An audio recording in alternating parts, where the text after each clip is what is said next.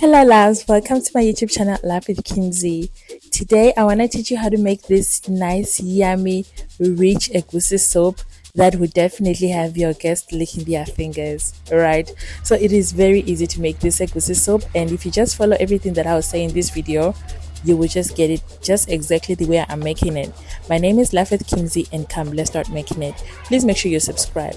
So first of all, I boiled my goat meat, my cow meat, and cow skin, of course, and that is also known as pomo, right? So first of all, you want to make sure that you season your meat very well, and don't over season it. Don't put too much salt. You can just easily season it with your just onions and just maggi, even without salt, but just a little bit of salt, just to make sure that you don't over season it. Just always make sure that you don't go in with a lot of salt, especially for this kind of soup. So on the other side, I also boiled chicken, right, separately, and now I just came and mixing the chicken with all the protein that I'm using for the day, right? So the seasoning for the chicken is also very easy. It's just chicken seasoning, onions, and just a little bit of salt, right? So you want to mix your egusi together like this. So this is just the stock water that I talked about earlier, and then with just a little bit of onions. So I'm just gonna mix it together like this, and if I can see that my texture is a bit creamy and it's a bit watery, I'm just gonna definitely go in and add a little bit of more egusi to make it the thickness as thick as I want it to be, right? So on the other side now, this is just now the preparation of the real egusi, now the frying stage of the egusi. So I'm using red oil to fry it, and I'm also checking with my onions if the onions are hot, if the oil is hot enough. And now I'm going in with my onions, right? So my paste, like I said, I really like an average thick egusi, not like too thick or not too watery. So this is just the perfect texture that I'm looking for, and as you can see, it's just not really easily falling off the spoon. At the same time, it's not really like sticking to the spoon as well. So it's just that the right texture of egusi that I'm looking for, and that's just how you're gonna see towards the end of the video how the egusi will come out. So please make sure that you take this opportunity to subscribe to this channel for you to come and learn a lot of recipes. If you want to learn intercontinental recipes, everything, like honestly guys, I teach recipes from all over the world. So if you are new to my channel, my name is Life with Kimzi, a South African girl that just is passionate about cooking and cooks Nigerian meals, South African meals, all the meals from all over the world. So please make sure you hit that subscribe button and become one of my friends. Welcome. So back to cooking now. As you can see, the egusi is now perfectly fried. Like I said, I don't like it too lumpy, and I also don't like it too small. And now I'm just gonna combine the two together. So this is my chicken and my protein with water, and I'm just gonna pour this over my water, right, my stock water. The reason why I'm using the other pot is because this pot is bigger. So normally the same pot that would have fried your egusi in is the same pot that you still come and pour in your meat and your water together, right?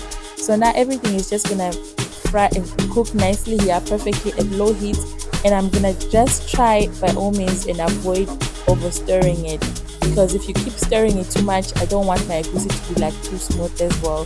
So I'm just gonna be stirring it once in a while and just stirring it a bit, and just make sure that, you know, I don't get it too smooth and stuff, and it does not also burn, because once it burns, I feel like that just really like takes away the taste of egusi. And I just love mine perfectly cooked without any burn, without any mistake at all.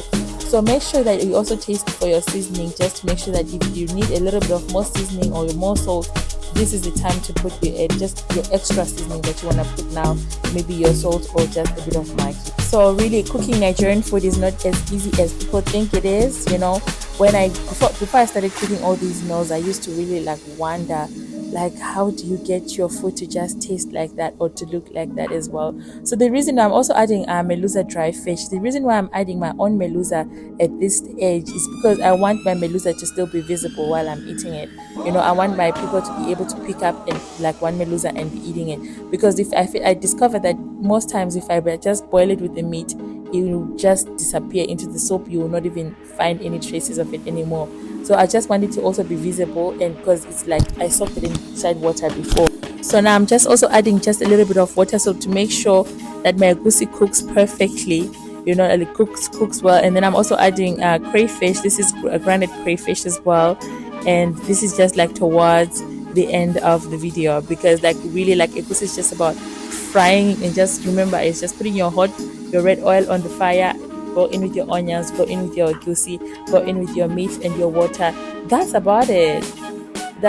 So please, if you think this video really is informative enough, and if you really think that you like the video and you like my content, please make sure that you hit that subscribe button, because trust me, there is still a lot more that I do more than egusi. There is a lot of soups that I cook at different cuisines. So please make sure that you hit that subscribe button and let me know where you're watching this from. Have you ever tasted egusi? If you're in Nigeria, please let me know if you really love egusi. Is egusi your favorite? What would you pair your egusi with? Like personally, I would pair it with poundo. Like I feel like nothing beats egusi and pounded yam. Honestly, especially the pounded yam that is pounded by mortar. Oh my goodness, like that is just like the best for me. So this is the outcome, guys. I love egusi. I love egusi. So side notes, you can reduce the oil if you feel like the oil is too much, or if you don't like much oil on your soup, you can just put the amount of oil that you really like on your soup, right? So just always do what you want and go with your preference all the time. And thank you so much for watching and sticking around, and I hope I see you on my next video. Bye for now. Take care.